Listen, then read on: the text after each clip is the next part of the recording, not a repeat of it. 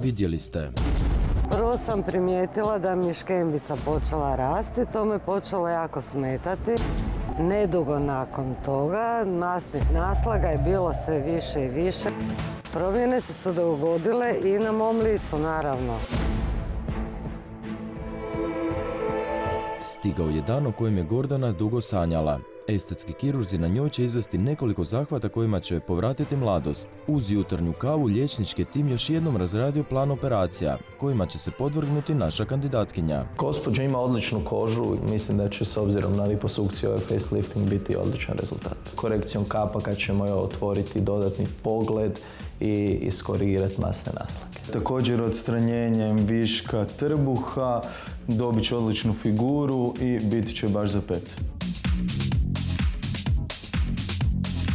U čekaonici Gordana nije posustajala od svoje nakane. Nije je bilo ni najmanje strah. Kćer me podržava, njoj je to super.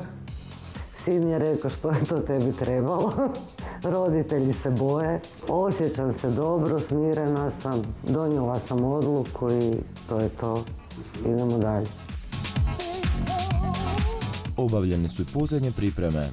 Dakle, evo, sad crtamo gdje će nam ta donja linija ići iznad venerinog brijega i povući ćemo je dakle lagano prema gore. I ovako ćemo završiti dakle samom linijom iznad pupka. Ali ovo definitivno se treba smanjiti. Za ovu gornju liniju ćemo vidjeti, ova donja je u principu uvijek ovako. I napravit ćemo liposukciju cijele ove regije. Najviše u ovom dijelu ima suvišnog masnog tkiva koje ćemo odstraniti liposukcijom sa malim rezom. Tu u ovoj regiji ćemo staviti tako da podignemo donje lice.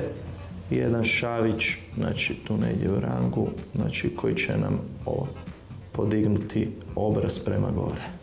I tako i na drugoj strani. Rez ide prvo u vlasištu.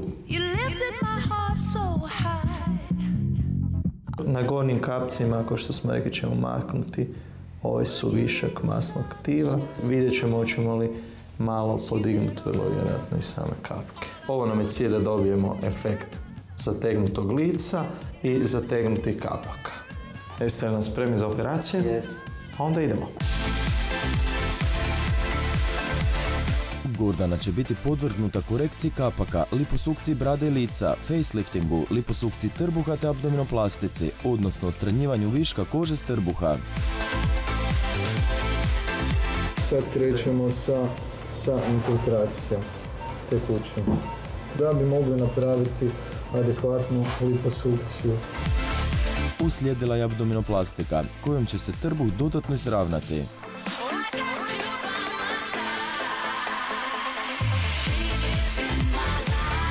Potom je došao red i na zatezanje lica. Za nekoliko sati Gordana je pomlađena za najmanje 10 godina. Evo ga, znači napravili smo liposukciju vrata i sada oblikujemo režnjeve kože i zatežemo. I onda nam slijede kapci.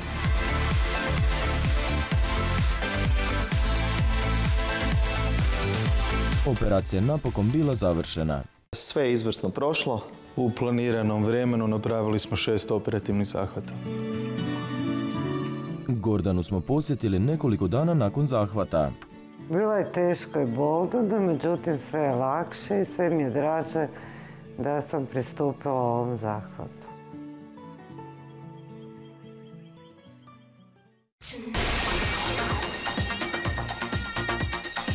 Stiglo je vrijeme za nastavak preobrazbe. Vrhunska stomatologinja danas će ukloniti zubnu protezu i zamijeniti implantatima.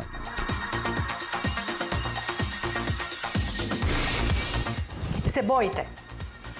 Pa, Na sreću, mi ćemo vama ugrađivati implantate, a to je najbezbolniji zahvat u stomatologiji. Da vidimo situaciju vašu. Nasmijte se. Prvo je za zahvat trebalo pripremiti usnu šupljinu. Kod gospođe Gordane ćemo staviti 3 implantata u gornjoj desnoj regiji i mislim da će ona biti oduševljena.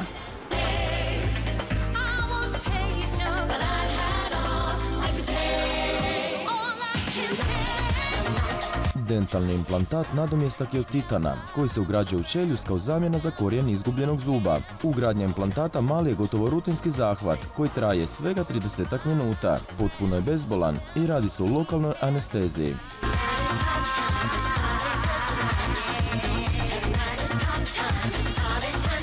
Rezultati su, kako ćete i vidjeti, nevjerovatni.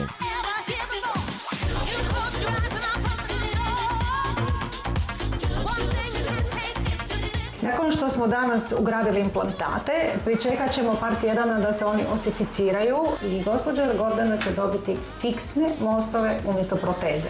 Bezbolno, kratko, oduševljena sam. Još samo nas tjedan dana dijeli od finala ekstremnog makeovera. A kako izgleda Gogino novo lice i tijelo? Ne propustite pogledati već idućeg petka u In magazinu.